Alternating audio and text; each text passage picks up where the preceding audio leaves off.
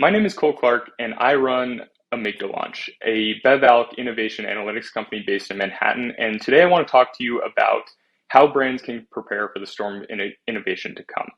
When it rains, it pours. So there is an observed disconnect between a label's influence on product performance and its prioritization and optimization by creative teams and brands.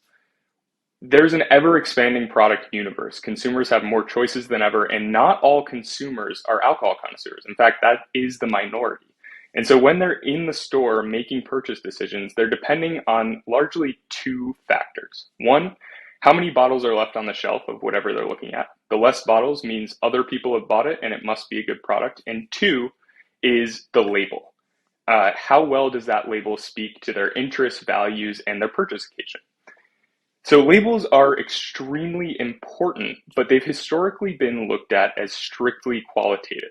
Creative teams are tasked with a huge responsibility of communicating a brand's use case, communicating their target consumer in a split second, but they're not given enough quantitative and specific feedback to guide their creative process. Ultimately, they're not provided with the tools to operate to their fullest potential.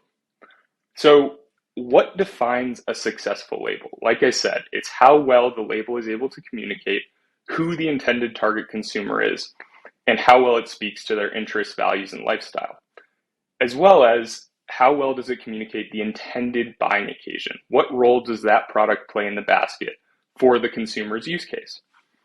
So when we talk about quantifying the qualitative, how can we approach label development and label optimization from a quantitative perspective? Well, we can look at colors. We can look at color combinations, contrast, imagery, whether they're convergent or divergent with the rest of a market segment. And we can also look at text, branding. How prominent is the branding? Where is it positioned on the label?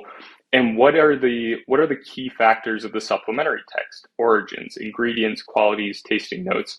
And we can perform sentiment analysis on all of these factors.